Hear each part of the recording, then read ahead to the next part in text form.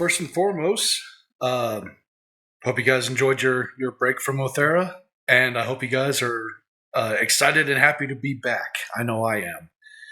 So, No, it was hell. We're so glad you're back. We missed you so much. Please never, ever, ever, ever go away again. I mean, that might be a little over the top. I thought Corbin did a good job. I hope you enjoyed your break of the one session I got to play. Yeah. Give me more. There is that. Yeah. All right, so last time in Aoethera, the party met with 3 new strangers, and all joined forces together to defeat the elven soldiers that were guarding the weather generator. After defeating the soldiers and making sure that the area was secured, they went ahead and they took a long rest, which was a great decision. Because when they went to mess with the weather generator, they found out that when hit, it does defend itself. Eventually, however, their newest sentinel companion, Rosie, got the bright idea to hide behind cover and hit this thing with a call lightning ability that she has. And that did melt the machine down and cause it to explode. The party outran the cave-in, although just barely. Kreth almost didn't make it out. But thanks to, again, some teamwork, everybody did make it out unscathed. And once they made it out of the mountain, narrowly avoiding that cave-in, they took another rest and enjoyed blue skies for the first time in months over the Tempest Mountains. That's where we're going to start off, but before we do, I need to see a D6 from everybody on roll 20 for the Scales of Fate.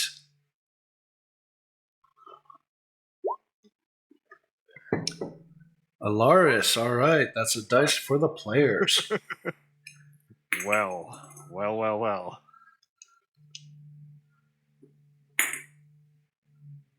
right, one for me and another one for the players. Oh, bloody hell. How do you do this again? On the left, there should be like any symbol. Oh, yeah. Left dice. D6. Ah, okay. And another one for me. I'm not the only one, except this one's the DM, so it doesn't feel as good. Congratulations. Should be reversed for the DM. That should be one for the players, not one for him. You know what? You're right. I agree.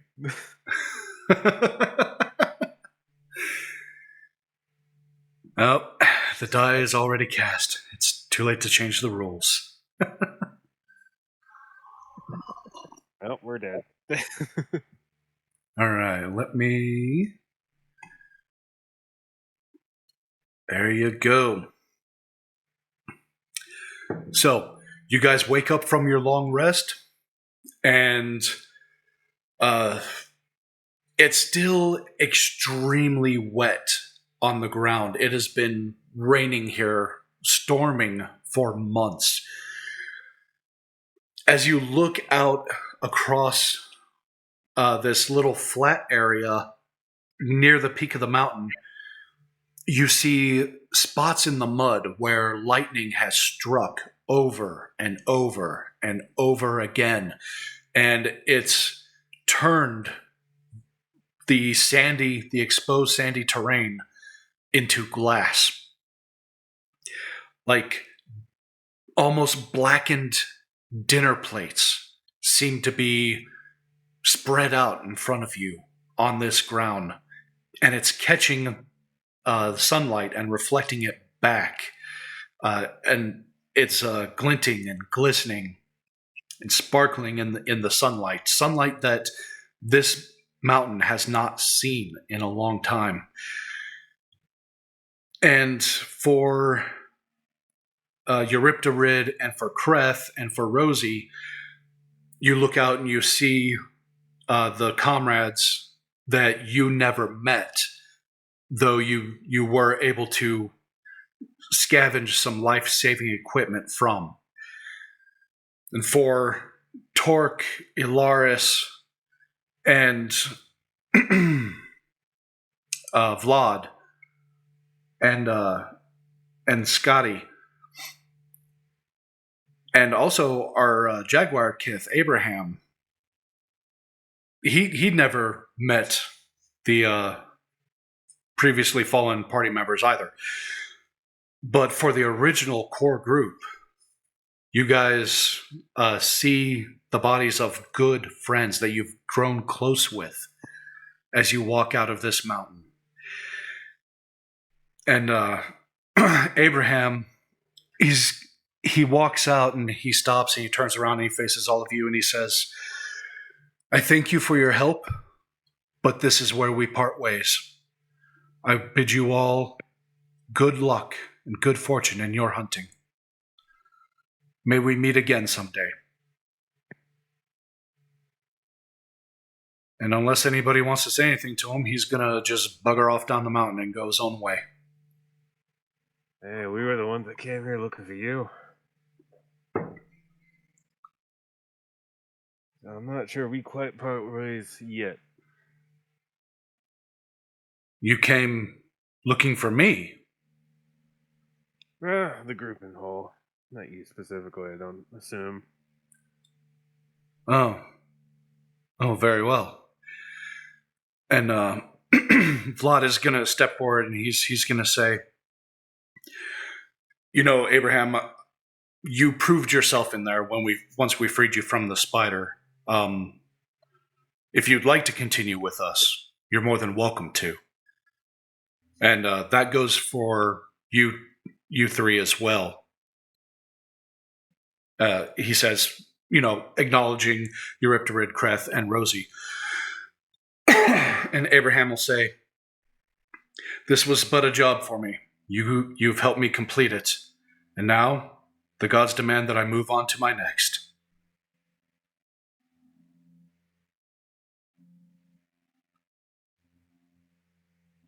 Right, well, thanks for your help and safe travels, laddie. Same to you, friends. And he will bugger off down the mountain. Speaking of which, I should probably be getting back to the farm now that the weather's better. I might actually be able to start growing stuff again. Fucking farmer. Oh, I'm just gonna turn to David's character. Oh, Davis, what's your character's name again? Eurypterid. Eurypterid. Yeah, I have a hard time with that. Hey, we're just gonna turn to Eurypterid. So, why exactly were we supposed to find these people again? I know they sent us up here, but how are we supposed to help them? Dude, I'm following you. Yeah, you were there when we had the job, though. You didn't listen to any of that? No.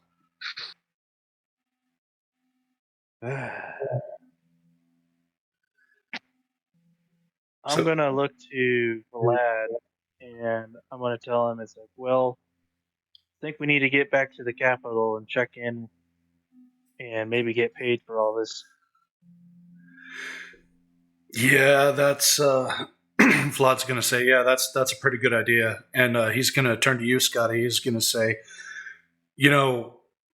I understand you've got a farm to tend to and all that, but we've stumbled into something big, and I don't know that you're gonna be left alone, honestly.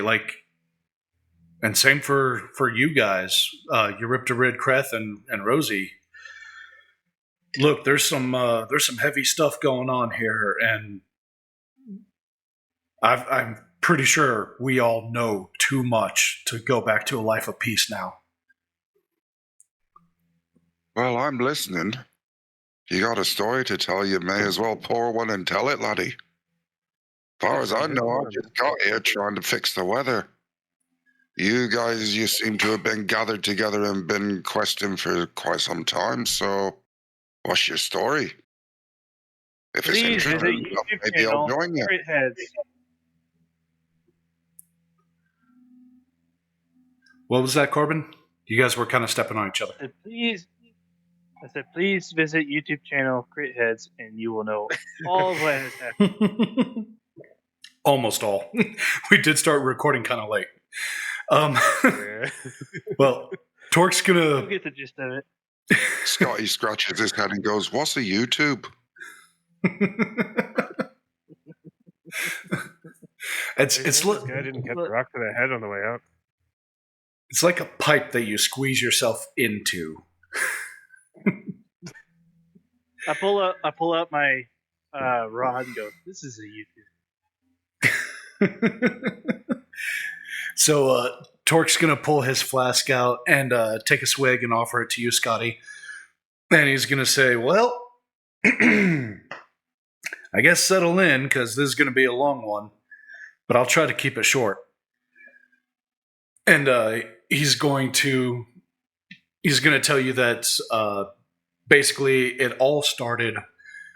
Everybody booked a flight on the same airship from Sharik to Meridian, and while on that flight, some bandits attacked and caused the airship to crash.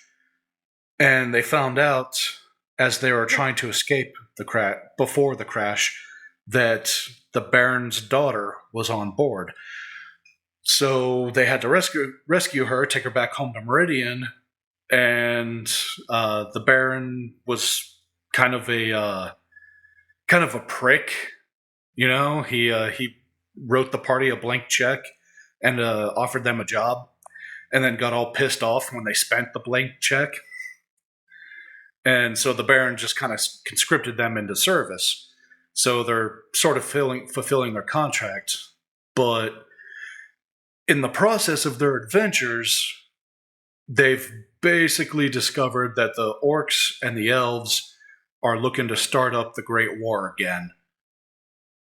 And that weather generator that we all just beat the snot out of, that was Elven tech. That was kind of a secret project of theirs, and they're going to be pissed. They're already kind of pissed because we've captured the guy that made it.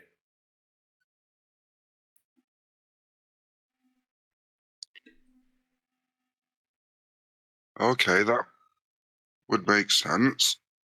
The generator's obviously there for a reason. So we're going up a level. Because I'd be curious to find out why as well. I mean, what have we done?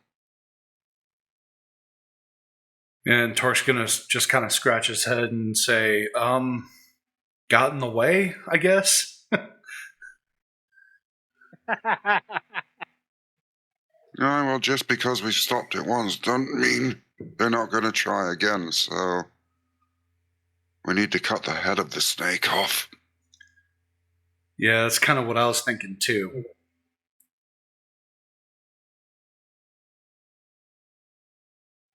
Right, well, what's next on the plan of attack? And actually, as he says that, Kreth, you hear that husky female voice in your head again that says, "Well, will you serve? Or must I destroy you for destroying my chosen?" Shit. Choose Wait, what's this about abomination. destroying chosen? I didn't. Yeah, Scotty doesn't hear this. This is all in Kreth's head. Yep. And I can respond in my head too, right? I don't have to speak out loud like a weirdo in front of everyone. Yeah, your choice. I think he'd keep this one to himself for now. I should just say, so what exactly is it you want me to fucking do for you? You are to travel south. There is a humanoid whose story has gone on far longer than it should. You must close his book. He's just some old fucker. Do not let age deceive you. He is very strong.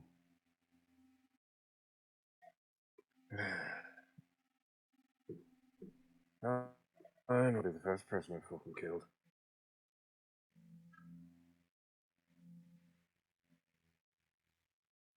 So, and back to speaking with the party. So, now that all that's over, what exactly are your plans from now?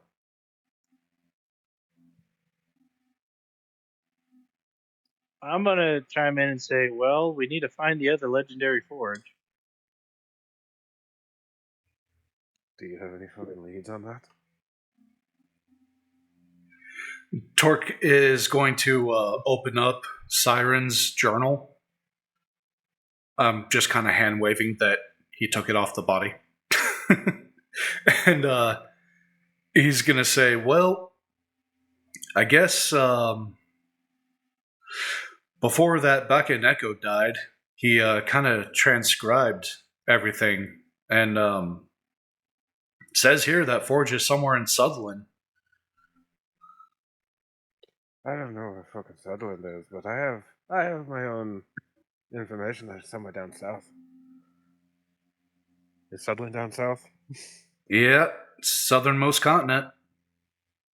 It's So it looks like both of us have the same information.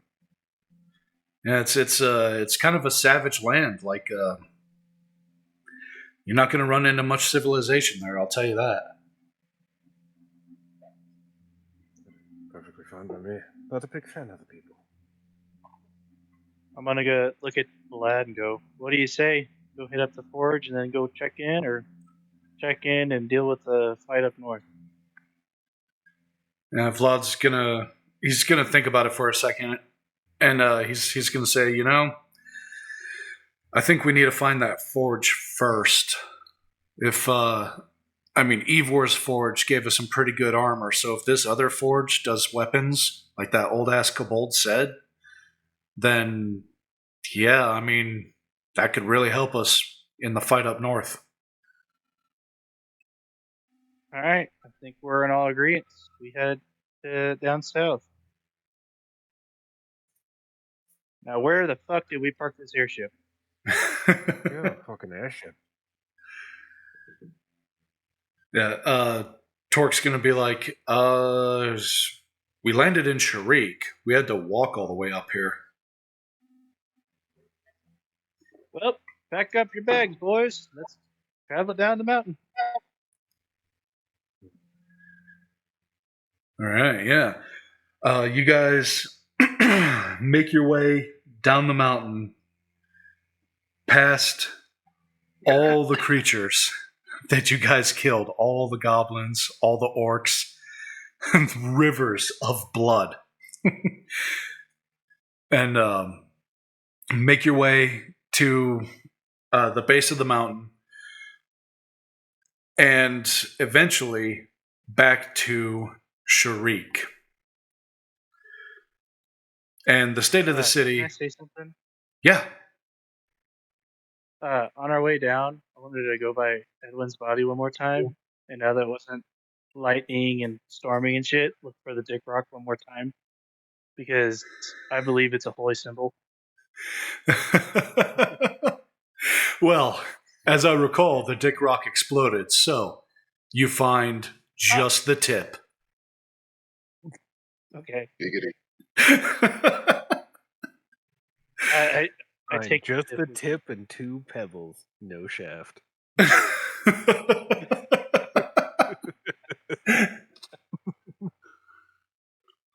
Alaris finds this acceptable. He has a shaft. Oh, God. He's gonna. Oh, boy. Robot talking about his shaft again.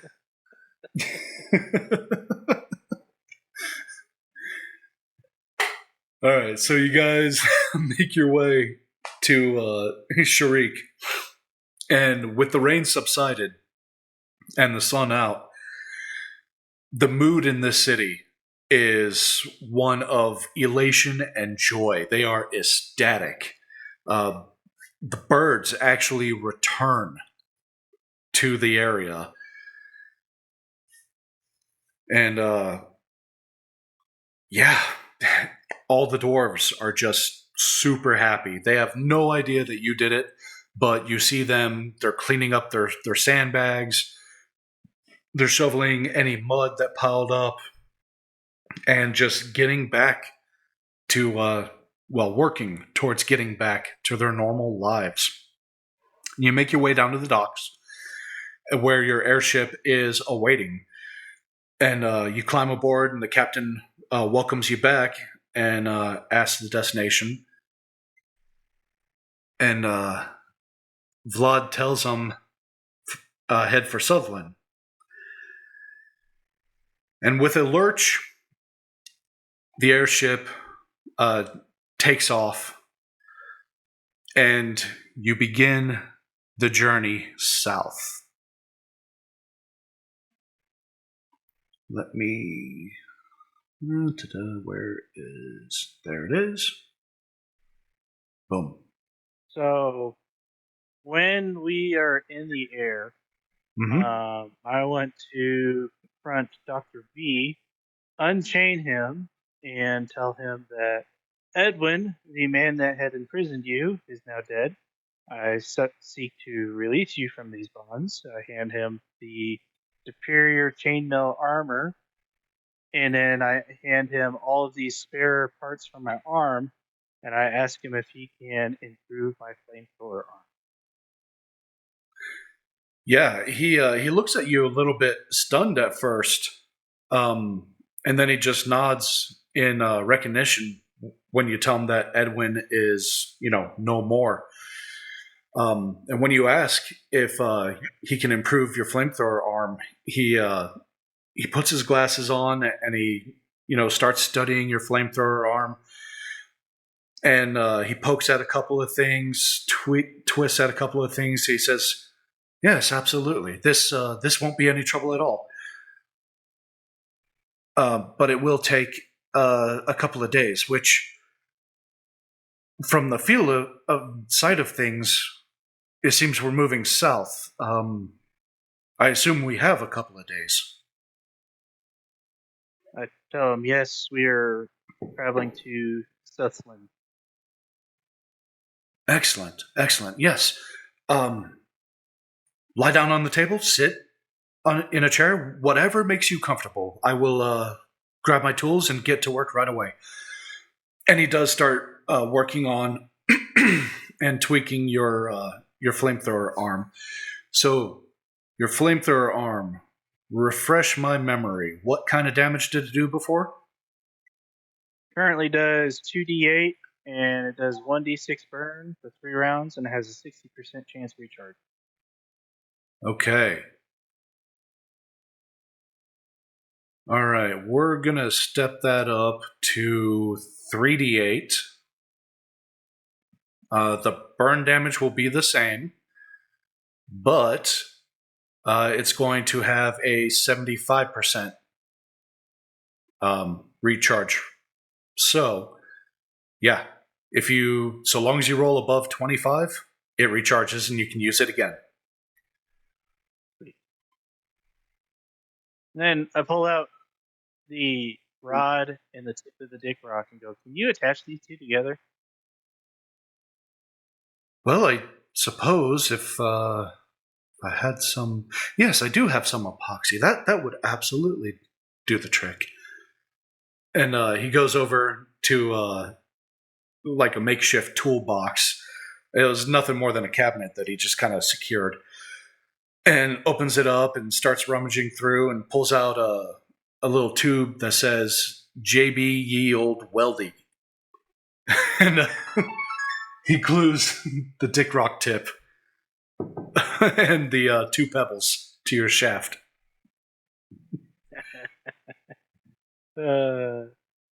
Alaris is satisfied with this. If he could smile, he definitely would be smiling. He takes it, thanks him, and then hands him one of the spare daggers I have and goes and tells him, just in case you need to defend yourself.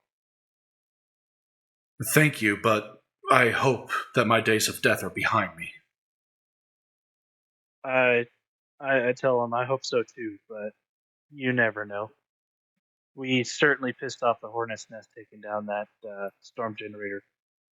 Yes, well, you did good work. And speaking of, might I ask, what happened when you destroyed the focusing lens? Oh shit, Tim, what did happen? Refresh my memory. Self-destruct. Big boom. I think I was driving somewhere in Nevada when that happened, so I was a Yeah. little preoccupied. Yeah, it basically overloaded and self-destructed. You guys barely got out of the blast radius and barely outran the cave-in. That's what I tell him. And he takes note, like he's actually literally writing notes. Give me just a second, guys. Coworkers being a pain in the ass. Sounds about right. So, while he's dealing with his coworker, what are your guys' idea of me using the teleportation circle spell on the ship so we always have like a waypoint to teleport back to? So, like, when we get done to whatever we're doing, we don't have to fucking walk forever I to can get just- back to the ship. As long as I have a level 5 spell slot left, yes.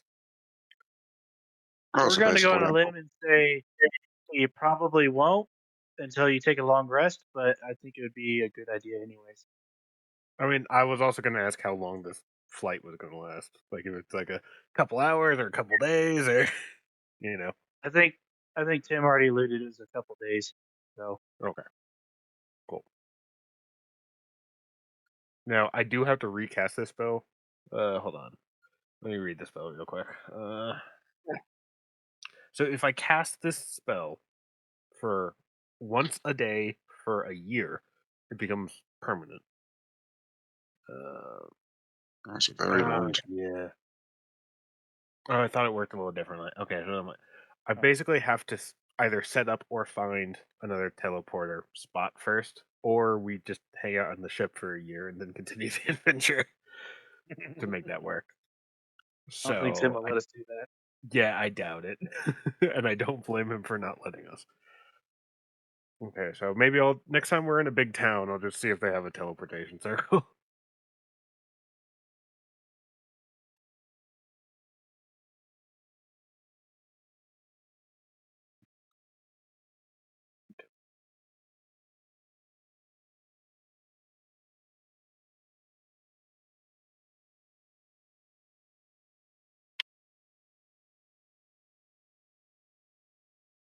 Oh, wait, hold on.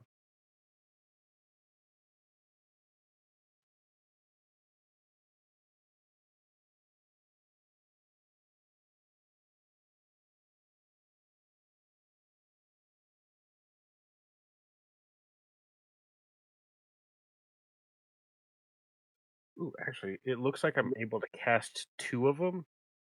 Like, basically, if I cast it for, once a day for a year, it's permanent, it'll never go away. Or I could cast one that I leave somewhere, and then I can cast an additional one. But if I tried to cast a third, I would have to get rid of one of the others. All right, I'm back. So I think it would work the way we want it to. All right, what did I miss? Oh, I was just talking about a spell that I might want to use. Ooh. Yeah, thinking about I have the teleportation circle spell, Okay. and if I'm reading it right, I believe it allows me to leave a teleportation circle on the ship. We go adventuring, and then we can just teleport back to the ship if we want. Yes, it does. So, the way this would work in this quote-unquote no magic world is it would be a device that you leave on the ship and a device that you carry with you. And you just hit a button or whatever, and whoop, you teleport. That's kind of how I was thinking it would be. Yep. Cool. Okay. Question. Yeah. Do we have to be in a certain vicinity of him when he hits the button? And two, can he hit the button whatever the fuck he wants? As Okay, I so I can answer that one based on the Okay. spell. It takes a minute to cast, so 10 turns in combat. Or it also you have to be within 10 feet of me.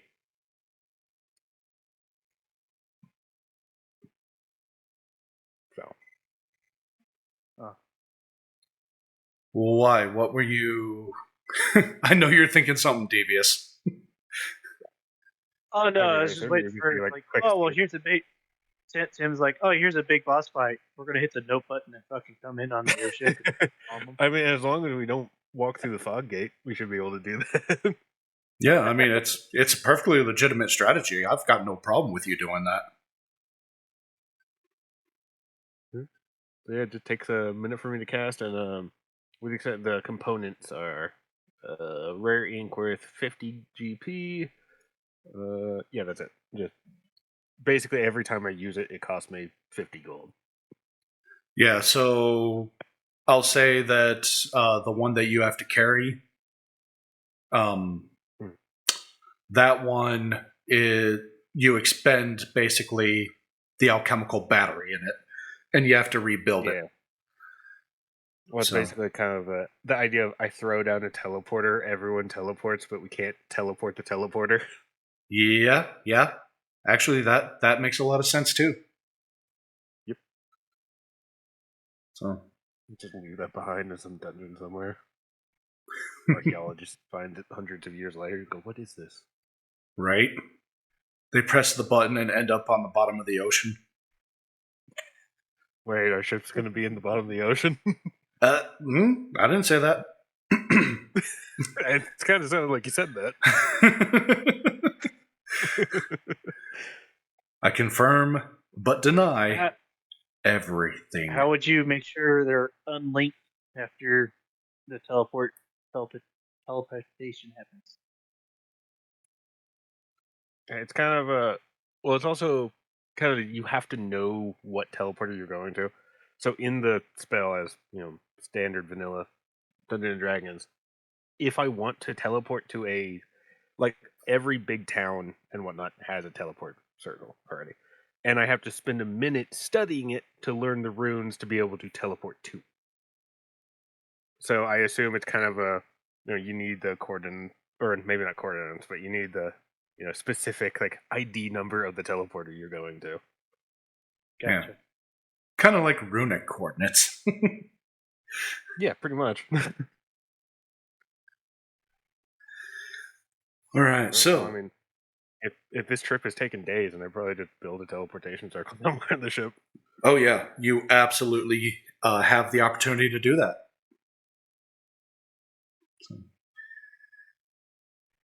Just start build. Don't ask anyone. Don't ask the captain. Just start building something in the spare room somewhere. Right? Well, and you really don't have to ask the captain. Like, yeah, he doesn't care. I'm just thinking. I was like, oh, this strange guy that showed up. Like, some of the party members died, and this new guy is just here, and he's kind of weird looking. Just started building some shit in the room. Yeah. Not a So word spoken. thing is, like, so this is a military airship, and it's not permanently assigned to you guys. You guys were allowed to use it for this diplomatic mission, and you guys are just kind of taking a detour on your way back with it. So the captain doesn't know, and he doesn't care. Yep, it's not in his orders. Exactly. Fair enough. Above his pay grade. Not in wheelhouse. What Or was is it that? in its wheelhouse? Oh, yeah. Not in his wheelhouse. All right. As you guys approach Sutherland, the captain will ask one of you guys, all right, so I can't really set this thing down on the land, but I can get close. We can drop like a rope ladder. You guys can climb down, or I can set down in the water. So it looks like the southeastern tip. There's a break in the coral reef. I could set down there. So what do you guys want? You guys want to climb down a ladder, or do you want to swim to shore? I'm good with the ladder. I'm not driving that good wet if I don't have to. Well, we I'll definitely do don't want whatever. a A ship wee bit of ending. water doesn't hurt.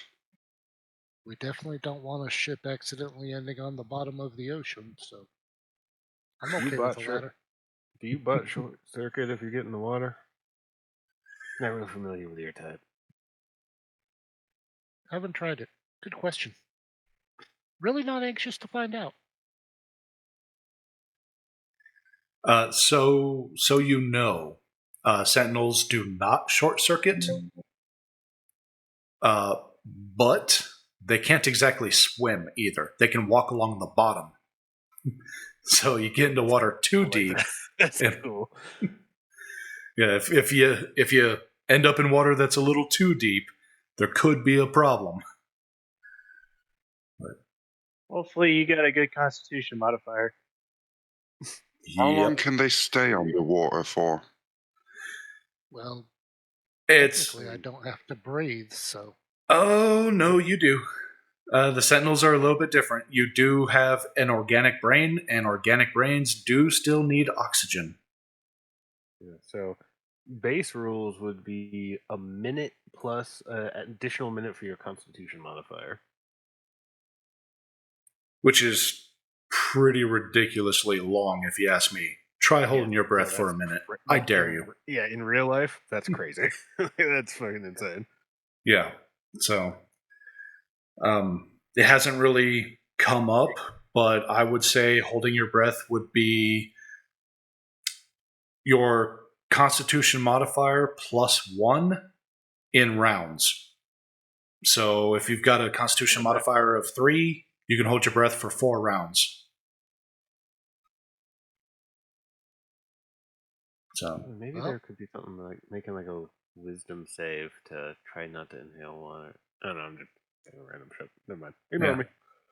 yeah, we can well, figure it that's out. Definitely good to know. Hope I never have to use that information. Let me guess. No Constitution modifier, is there? I mean, he's a monk, so Okay. That's a don't tell shame. me how. Don't tell me how a lower. Constitution modifier is +3. Okay, you have the same as me. Oh. Yeah, that's fine. Yeah, that's not too bad. Yeah, but still, would rather not. Yeah. There's Still ways don't know around. What could go wrong? There's ways around anyway. You could always build a rebreather. I mean, and if the water is shallow enough, I could cast enlarge on you, and you just poke your head out of the water. Yeah. And also, if it's That's the only thing I do. if it's shallow enough, you could just kind of like jump, break the surface, catch your breath. You know what? True. Yeah, I could. As a monk, yeah, definitely. Yeah, I could spend a key point, take and double my jump. Yeah. Monk shenanigans. All right. So So as long as you take a breath anywhere in those 5, or for me it'd be 5 rounds, then it would reset the count to 0. yep, Sweet. yep. Only takes 1 breath, and you can keep going. So, all right. The airship. Yeah. There we go. Zoom to fit. All right, the airship comes in over these trees. I didn't move the token. Stupid me. There we go. All right. Let's make this a wee bit bigger.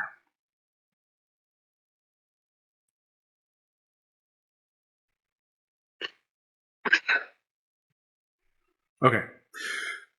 All right. The airship comes in low above these trees, and he finds a relatively open spot for you guys and lowers the rope ladder, allowing you guys to depart the ship. Let me... Yeah. Boom. So what's stopping us from mooring the ship to a tree? It would rip the tree out of the ground. So these are primarily palm trees. This is jungle foliage, and palm trees do not have very deep roots. Is there anything that we could moor ship to? Give me a perception check.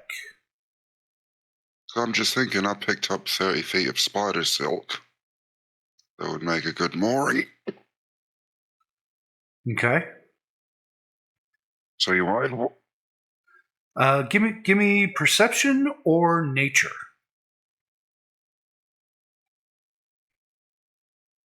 I go, perception is better for me. 24. Nice. Okay, yeah. You do find a rock outcropping, and it's shaped almost perfectly like a mooring. So yeah, you can absolutely tie the airship off to it. This way, at least we know where we've left the ship instead of the captain taking it and then we've got to go hunting. Yep. I suppose it'd probably make the teleportation spell easier as well, knowing exactly where your target is.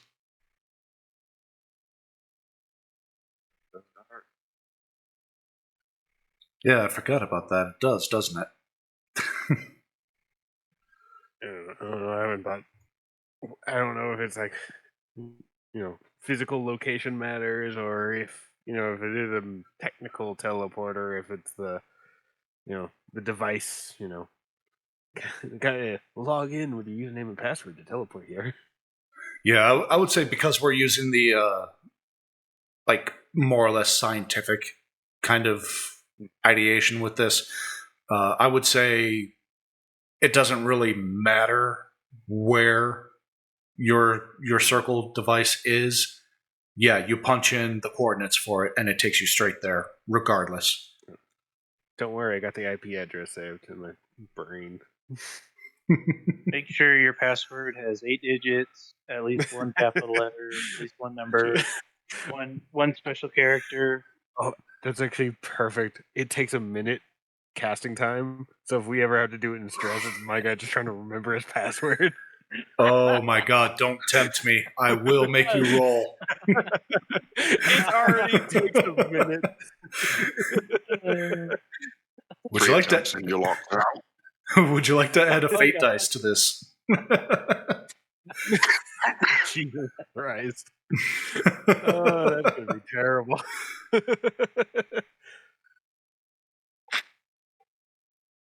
Just bombs blowing up all around you. You're trying to log into your Gmail.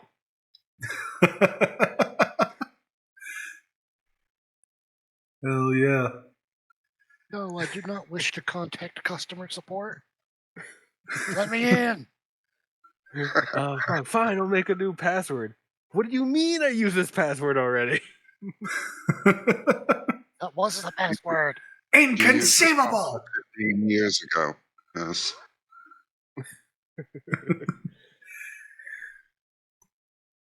Oh. Do not write your passwords down. Well, how the fuck am I supposed to remember them then? There's so many of them. So many of them, you won't let me reuse them. A4 pads full of them. Okay. Let's see. How do you expect me to remember this? I can't even remember what I had for breakfast. I don't even know what my own name is.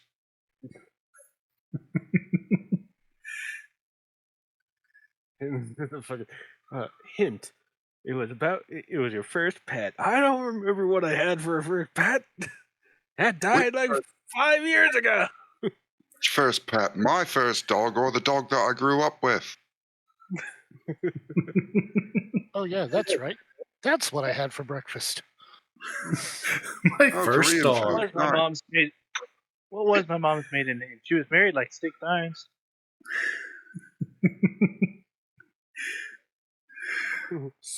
What school I went to as a kid? What middle school I went to? I went to fucking 4 different ones. I don't know. Which one did I put? What was the name of my elementary school? You're being a bit creepy now.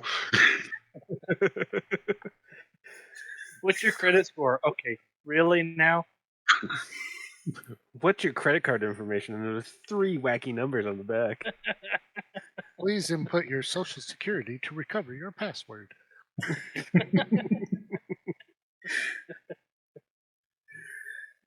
All Well, right. at least the Nigerian prince got arrested. Oh, which one? Well, there was one of them Yeah. turned out to be a bloke up by Manchester in the UK. Oh, that's not surprising. Really isn't. I'm just saying it is Manchester. Well, yeah. That whole area, they're a bit dodgy. All right, so you guys get the airship tied off. It is very, very well secured. And Torque is kind of going through the journal, and he's just reading it and saying, kind of muttering to himself. But after a few seconds, he stops and he's like, "Okay, so it looks like the expedition they made landfall with their ships somewhere near where we're at now, because this journal talks about going through the jungle, and I guess watch your step. There's some like poisonous plants that will wrap you up or whatever. So I don't Always know. fun. Yeah, guess we gotta head northwest. I ask if there's a picture of the plants. No drawings in this journal. It's all just words. Any descriptions? Like what they look like? Thorny vines. Got red leaves. Yeah, that's really all it says about it. But I mean, I guess that's good enough, right? Thorny vines, red leaves. Just don't step on them. Red flower, blue thorns. Perhaps- Red flower, blue thorns. Red flower, blue thorns. Perhaps I happened- should lead. What I happens if am you immune to disease and poison.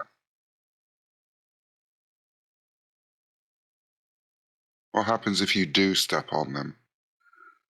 So it says here that this guy, this poor bastard, like the plant like wrapped around him and like started to constrict him. The thorns broke the skin, and he died like 2 days later of poisoning. Yeah, Not so bad. yeah. So good times. Slow acting poison. Squeezes you and injects you. I don't like how you said that. Yeah, that does sound kind of kinky when you put it that way. Well, anything's a dildo if you're brave enough, laddie. I don't need to know Fucking that. wrong, you know. Buddy is Don't not fucking get- wrong. Don't get Alara started on dildos. He has one. I was about to say he already made one. And it's religious. It is a religious dildo now. Oh my god, it's a holy cock! It sure is. All right, so you guys let me know who is taking lead. Whoever was immune to poison. Would be me. All right, give me a survival check.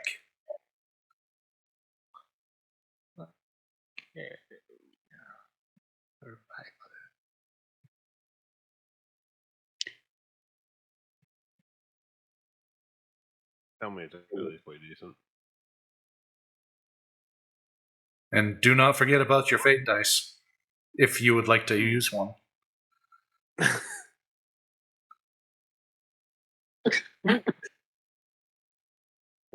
Not the worst. Okay, so with the 10, you take in the jungle before you, and it is dense and thick, and you hear the buzzing of just little gnats and mosquitoes, and just flying all around, swarming. You take in the smells, as best as a sentinel can, of wet, decaying earth, and just looking around, and you think, okay, so the shadows are all kind of pointing this way, so we need to go this way. And you start walking, and walking, and walking. And after about 40 minutes or so, you come across footprints in the mud. And quite a few of them, actually. Do I recognize the creature that made the... Do I recognize the shape of the footprints? Give me a nature or survival check. Is that for anyone? Yep, anybody that wants to investigate these footprints, nature or survival. Survival was not great. I But think I would be not too far behind. I got a 16. So, nature. Thing. Damn. Dirty 20. I got an 18 for my nature check. Okay. The 16, 18, and 20. You three absolutely know without a shadow of a doubt. These are your own fucking footprints. You just walked in a big ass circle.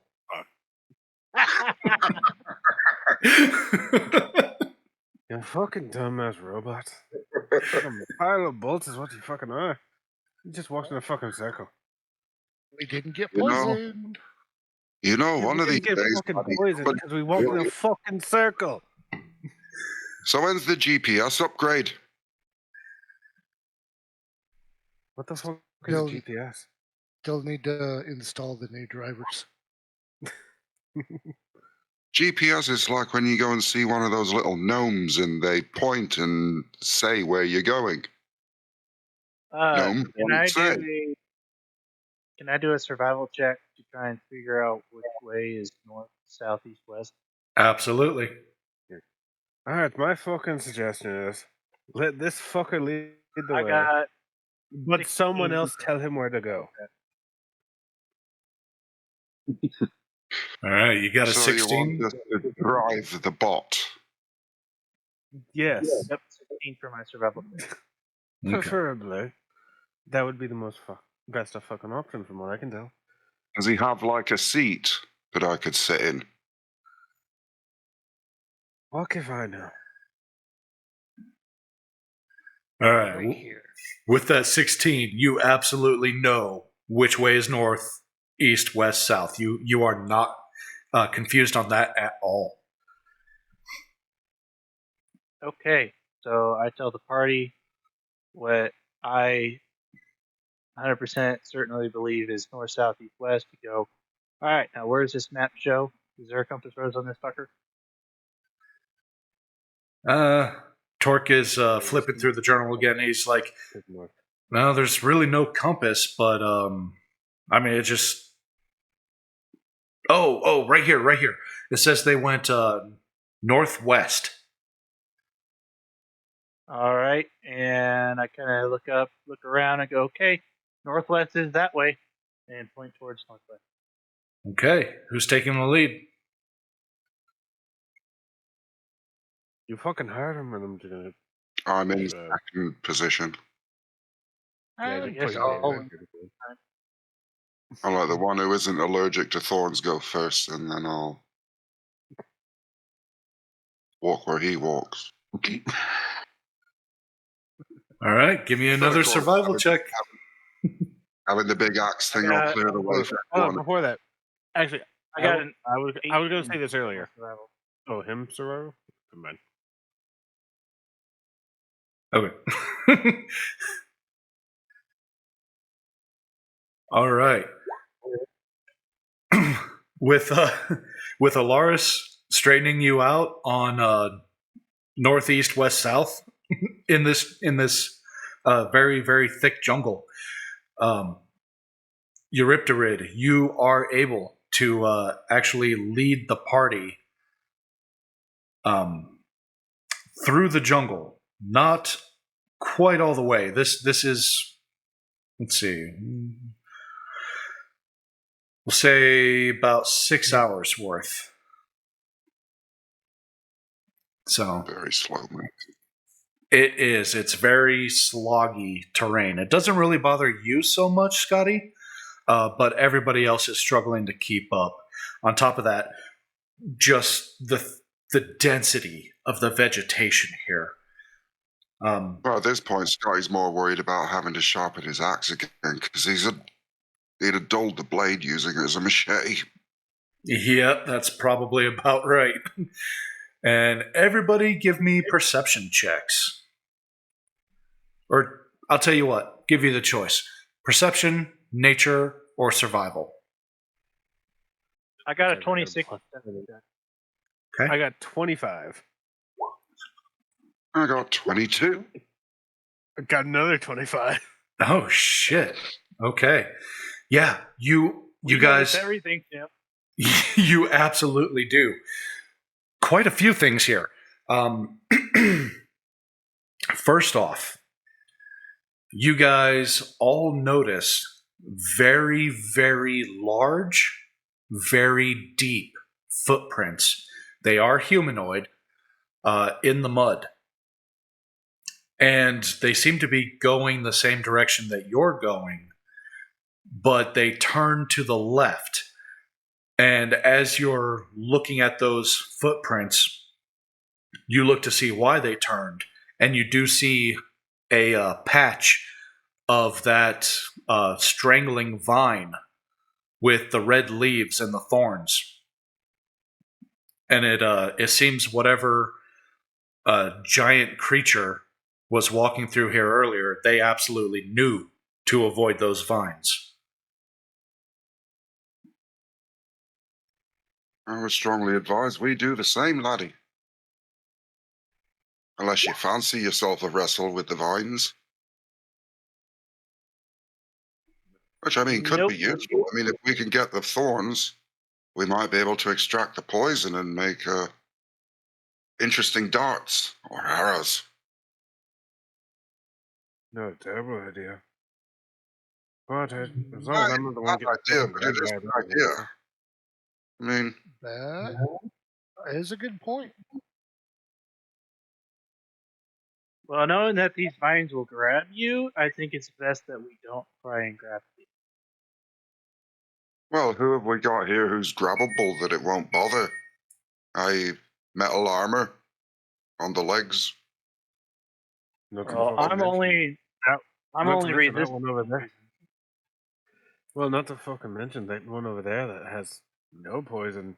It doesn't have to fucking worry about poison. He's a scrappy little fella. He can scrim out of fucking anything I've seen.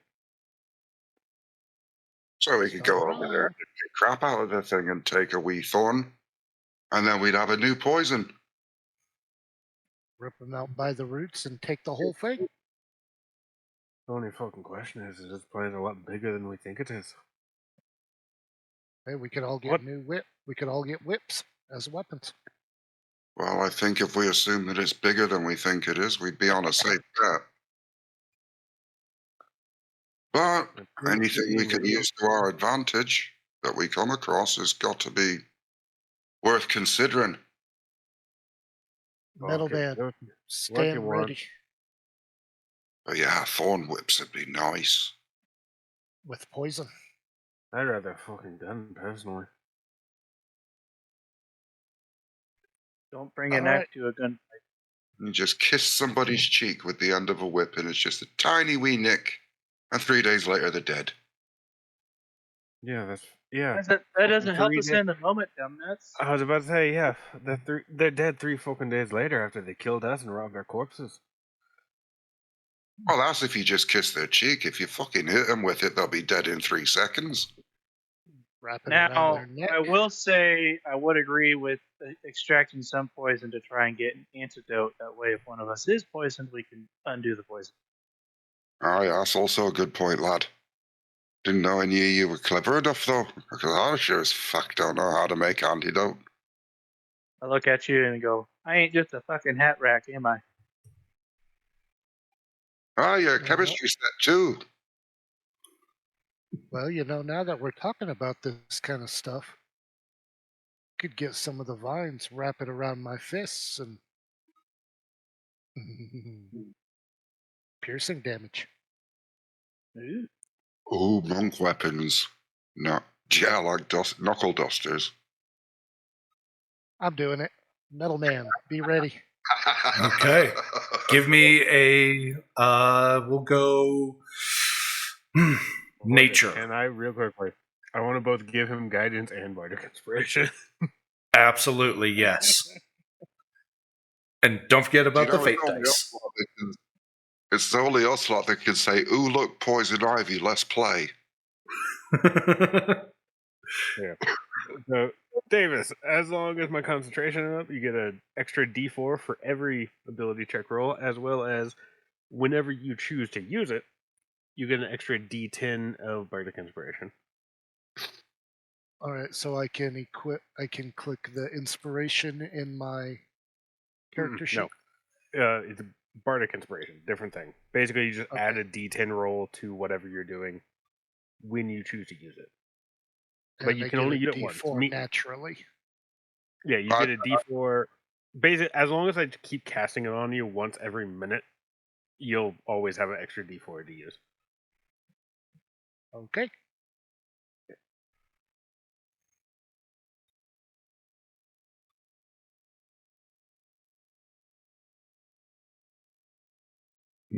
Don't forget about the fate dice either. That's a free D6. Yeah, I'd actually put a fate dice on this one. Well, I guess it depends. What is he rolling? Nature? Yeah, nature. Medicine. Okay. I don't know. What Yeah, I'm gonna use a fate dice. Okay. Oh shit. Add a D6 to your roll as well. I mean, I've got a +5 in nature, but it's... Okay. Oh, Fuck. It's okay. Add a D4. Yep. so that's So- a 10, and now your fate dice, which is a D6. That's 14 in 14. total. And you still have a D10 bardic inspiration if you decide you want it. Bardic inspiration. Shit. Of course, the bardic inspiration would have rolled low. I've got 16. What did you say to give him inspiration in your bard of inspiration? Yeah, I want to Don't hear this. fuck up. Don't fuck up. That is all. Well, your words, your sage advice of don't fuck up actually helped because, 16 was the DC. Fuck yeah. So right on the nose. You ripped a rid. You go over to this plant and you reach for it, and it almost startles you because it like lashes out as soon as you get close and wraps around your hand. But you're like, oh, this is what I wanted anyway. And you just kind of clamp down on it and twist and break it off. And now it is wrapped around, but almost embedded into your knuckles. Like you don't know if you're going to be able to actually remove it, but it's there. I want to know what kind of extra damage this now poison binding arm does. So it's going to do 1d4 piercing damage on top of your regular damage. Whatever kind of attack you're doing, you do that and add a 1d4 to it. And So it's unarmed As strike. long as it's an D4. unarmed strike. yep. And Or it's flurry of blows, it will work on that as well. yes, it will work on all unarmed strikes. Yeah. And it does 1d12 poison damage every single round until either an antibody is administered with a successful medical check or the poisoned dies. Does the person being inflicted have to make some sort of save? It would be a Constitution save. Constitution. Okay. I was just curious. Yep. Damn, those are nice. Those are very nice. I'd love them as monk weapons. That didn't that fuck up. 1d12 is fucking huge. Yeah. Oh yeah. Very. I didn't expect you to get that many. That is Finally a decided to fucking listen to me, and you didn't fuck up. Good on you. And you told me not to. Glad you didn't. that is a vicious, vicious vine. We just better hope you find an antidote, because if our friend here accidentally nudges one of us when he's not looking where he's going and pricks us in the elbow, we're fucked. I Well- just keep a fucking wide berth of him. I try not to get too close anyway. Luckily, my hand of healing can be used with my palm and not my knuckles. Still just no handshakes, please. High fives. At least until we've got a permanent antidote that Ocelot can take, so that way if we happen to high-five you and forget that you happen to be wearing a thorny pair of brass fucking knuckles, it ain't gonna harm us. So does anyone else want to try to harvest some? Nope. I'm good. Well, I don't like poison very much, so yeah, I'm good as well. Okay. All right, Eurypterid. If you're go back in and harvest some full-length vines that we might be able to fashion a whip out of. Okay, so I've been trying to add that to my character sheet, but I'm having some technical difficulties. So if you'll just give me the rundown one more time, I'll write it and add it later. yeah. So it adds to your unarmed strikes 1d4 piercing damage and 1d12 poison damage until antidote is administered with a successful medicine check. Does that damage roll stay the same throughout, or do you roll a new damage roll for each round? Each round. New roll each round. Right. Yep. Always worth clarifying early. Yeah, I typically do new damage each round because it could be more, it could be less. So Yeah. just kind of keeps it interesting. Okay, I'm back. What I miss? Not too much, not that I know of. Did you want to try to gather any vicious vine for yourself? Nope, because I'm only resistance, and I don't want to fuck with it. Okay. Fair. All right. Eurypterid, if you're still on point, then give me a survival check. See if you can get these guys out of the jungle.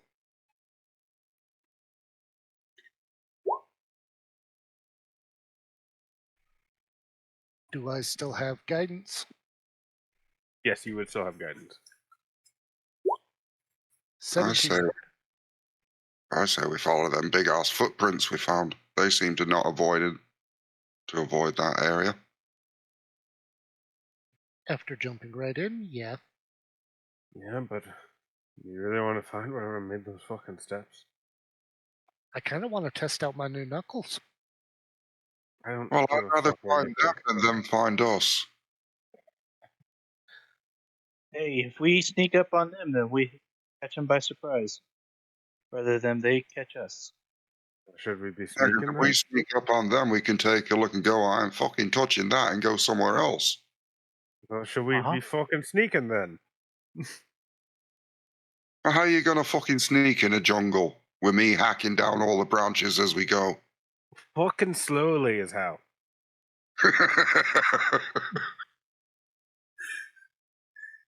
Is that the plan then? Are you guys gonna move a little quieter? No, not really, because I don't think we can. I will move cautiously. Okay. But we're gonna follow the footprints. Okay. I'll just follow behind him.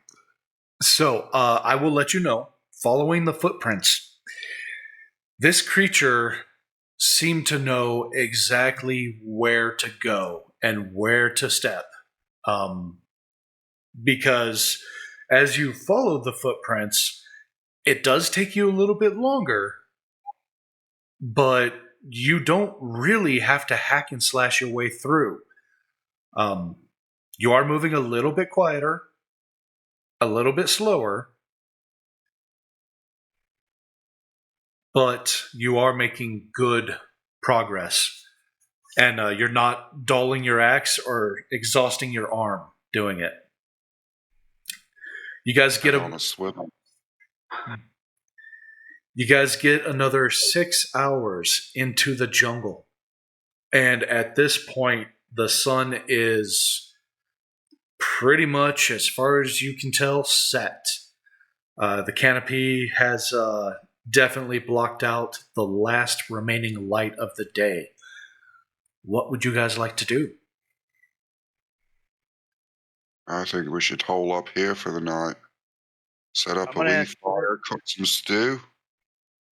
Yeah, I'm gonna ask When Torque we go if his for- book says anything Start again about at dawn. coming out in the night. Or you want to ask Torque I'm what? sorry, I didn't catch any of the first part of that. If his book says anything about creatures coming out in the middle of the night. Yeah, he opens up the book and sits down on a rock, and he's just kind of flipping through, idly reading. Reaches into his bag, pulls an apple out, takes a bite. Just having a little snack as he reads, and he says, "Yeah, you know what? It looks like this expedition during the night. A lot of their people were carried off." Like just disappeared, and they wanted. This says here that they thought they were deserting the expedition at first, until they actually saw something. It says it was just this big bastard. Just I don't know. I guess whatever left those footprints we've been following. I want to do a perception check to see if there's any trees or anything I could climb, and I'd be able to bed down in one of those. Okay, yeah. Well, we got two choices. We either bed down for the night or we carry on blindly in the dark. I can fucking cast a tiny hut. Ooh, Oh yeah, I forgot about that would be perfect. Just dig a wee hole. that. Yeah, that would be perfect. Mm-hmm. I Okay. have a really nice tent we could all sleep in. Gonna go Honey, I Shrunk the Polaris. Kids, huh?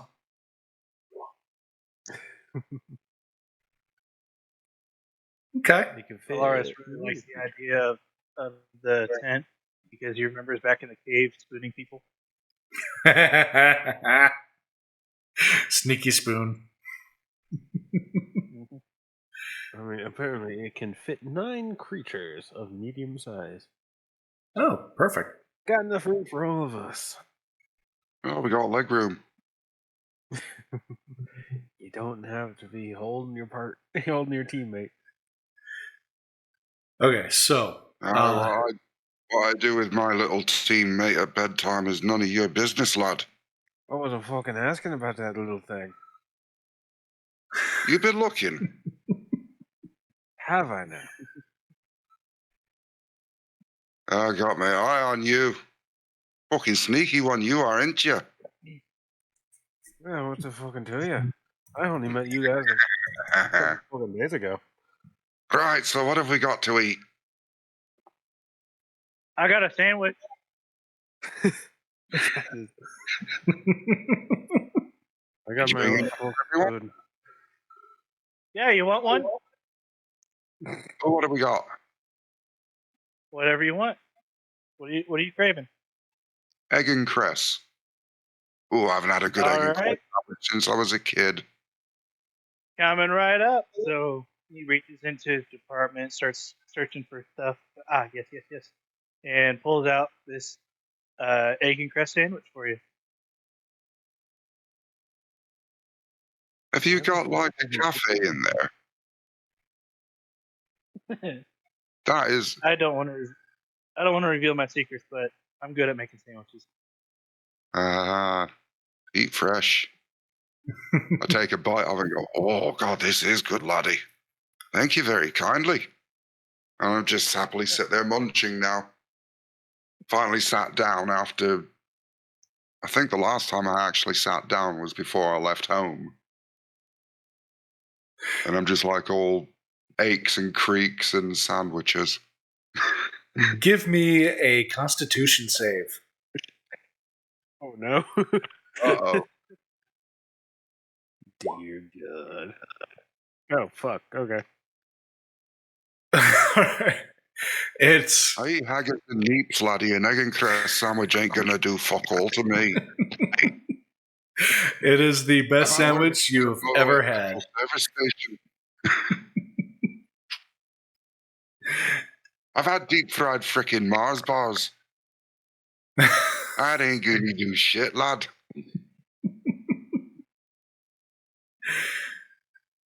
And indeed, it does not.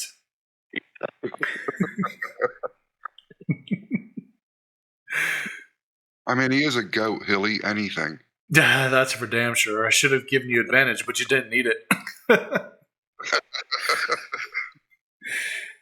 Glad you like my sandwich.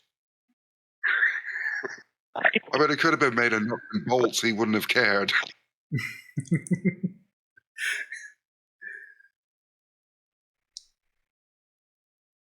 Yes, I will have the tin can, and how about a piece of glass? Coming right up, buddy. All right, so what do you guys do for the evening? Do you make a camp? You're doing the tiny hut? I would be doing the tiny hut, whatever that entails, in this universe. Okay, so tell me about what it entails not in this universe. Basically, it's a tent, everybody gets in, and then it shrinks. Yep. No, it is a 10-foot radius dome that basically only people you allow can come in and out of. Is spelling dim lit. I can choose a light setting, whether it's light or dim inside. The dome is opaque from the outside of any color you choose, but transparent from the inside, so we can see out, but people can't see in. It can fit 9 creatures. Something just like a little It's basically a void space, isn't it? I mean, it still takes up the same amount of space in the real world as it would inside of it. It's just So I would say, I mean, all I could think is I throw a device down and like a little bubble dome appears that only people I allow in and out will, Yeah. I mean, I've seen one video where it was put in like a rabbit warren, and everybody bunked down in a rabbit warren because it has weird size TARDIS technology or whatever, and it could be whatever size you need it to be to exist, but on the inside it's huge. That's Big enough for 9 people.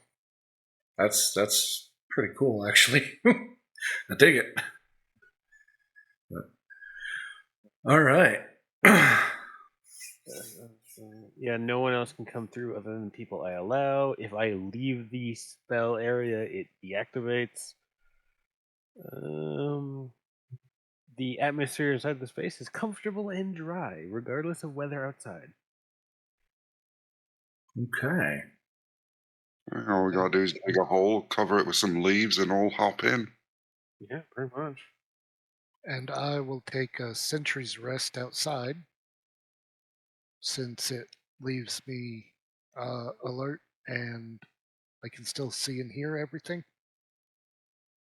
Okay. Yeah, if you want. I don't think anything can get into our spell. I guess an ambush could be set up outside. But, yeah, fair enough. I'll be the sentry. Is that a monk thing? No, it's a construct. I've got, when I take a long rest, I must spend 6 hours in an inactive, motionless state. I appear to be inert, but I'm not unconscious, and I can see and hear as normal. Oh, okay. Okay. I have something similar. I'm not aware, but I only have to sleep I'm kind of similar to Elf. I only have to sleep or quote unquote meditate for 4 hours. So, I'm not aware during this 4. So cool. as you guys sleep, Eurypterid, nothing comes around and alerts you. Your sentry duty passes without any kind of event. However, life in the jungle continues. There's still plenty of noises that go on around you. And some of them are bigger noises than others. But nothing comes around. Nothing that you see, anyway. Kreth, as you sleep, you dream. Mm-hmm. You stand in a misty fog area? It's hard to say. There's nothing but fog and darkness. No. And the darkness.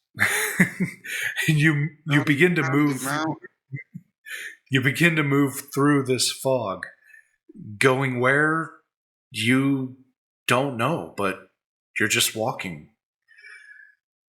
And eventually the fog gives way to a deeper and deeper darkness. And you see something orange glowing just ahead. And it gets a little bit bigger, a little bit bigger, a little bit bigger. And then it becomes 2 small orange orbs. They separate. And they get bigger. And they get bigger. And they get bigger. And eventually, emerging from the shadows, you see this figure. And he looks at you quizzically, then walks right past you and fades into the fog and the shadow. The rest of the night passes. It's the next morning. You guys have had another long rest. You are good to go. You hear the birds chirping, the bugs buzzing. What would you like to do?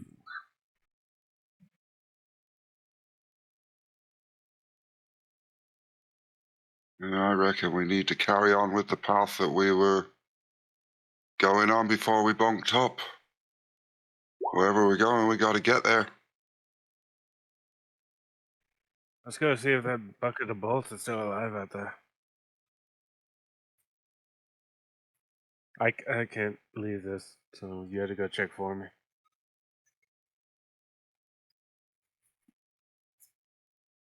Turk's gonna be like, "Yeah, I'll go check," and he'll step out of the tiny hut and walk up to Eurypterid and be like, "Hey, you still with us?" Good morning. All right. Well, good morning to you. We're all awake in there. I don't know. You want to come in? We figure out our plan for the day. Maybe have some breakfast. No need to eat, but sure. And he'll walk back in. I'm gonna look at it. Be like, anybody want a breakfast sandwich? Aye, I'm lad. good. Give me 12 inches of your back.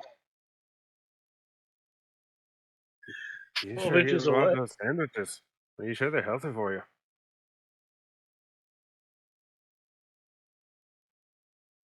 With my constitution? Aye, lad. Besides, you Fair cannot enough. turn down free food, especially when it's edible. Fucking fair enough. Can't blame you. I make the most delicious breakfast sandwich. Delicious appearing breakfast sandwich for you. Give me I just a. take one look. When you eat it, give me a Constitution save.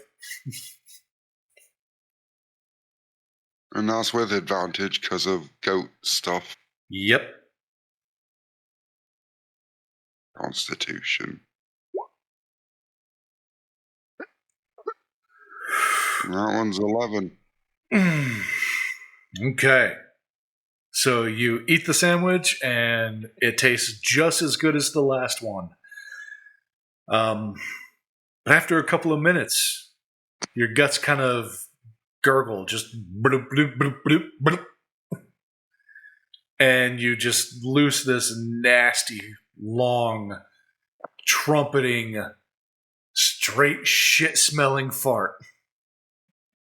Oh, and we're all stuck in a small dome.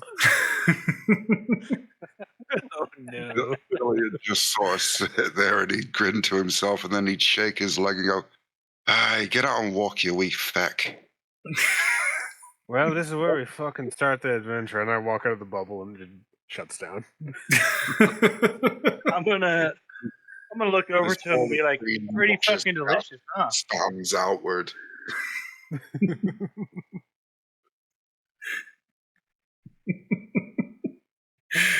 All right, who's taking point? Eurypterid, you up for it again, or? Yeah, you don't get a choice. Ripper, get in front and lead the way. Couldn't do it. Can do. Which direction are we going? Same one we were going yesterday. You fellas still want me in second place? Because, I mean, you be downwind. Yeah, he makes a fucking good point. You know, you replace the fucking tail. Aye. I'll watch you all get slaughtered and then I'll dispatch the wee beastie. It'll be a shame to see you gone, but what the... Either that or you get stabbed in the fucking throat from behind. You make a valid point, laddie. On you go. Give me a survival check. I'd still be casting guidance on you too at this point. Anytime we're moving, I think I'd be keeping that up. Who was the survival for? For Eurypterid, to make sure you guys are going in the right direction. I'm not sure I'd be wasting fucking bardic inspiration on you at this point, but definitely, definitely guidance. Guidance is free. Guidance is a D4, right? Yes, it is an extra D4. Oh, I didn't know I still had it after a long rest. It's a cantrip for me, so I can literally cast it on you over and over and over again. Okay, so 13. Okay. The footprints that you're following just kind of disappear. You can't seem to find them again. But you do feel very confident in your sense of direction now. And you lead the party about 4 hours further into the jungle. Not too bad. Not too bad.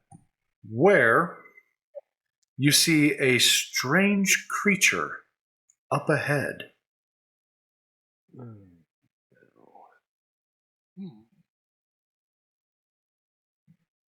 don't like it.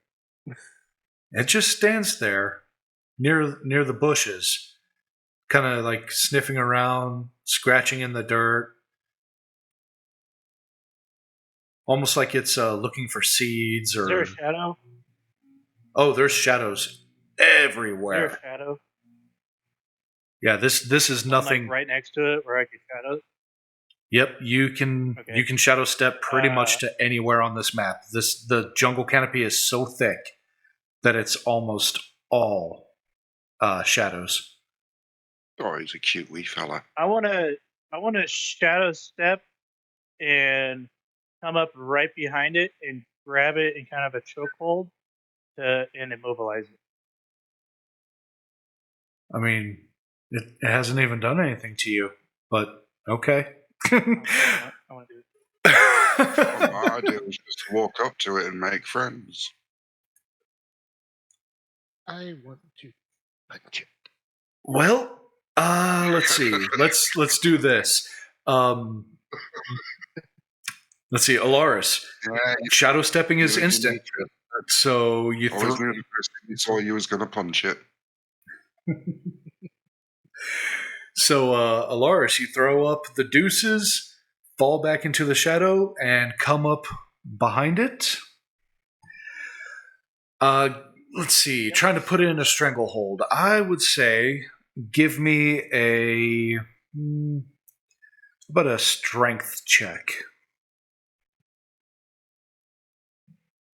All right, I got a 16 for strength. 16. Okay. Let's see. Give me just a second here. Was it on here? Yes. That's going to be contested. So you've got a 16. Okay. So here's what happens. You shadow step right behind this creature, and you get your arm locked around its neck, and you think you've got a good hold, but it just kind of shakes you off and turns around and kind of squats down and opens its mouth and hisses at you. Give me a perception check. All right, that's going to be a 24. 24? Okay. Yep. As it hisses at you, you hear and then see 3 more in the bushes right next to you. Roll initiative. Well, there goes my plan.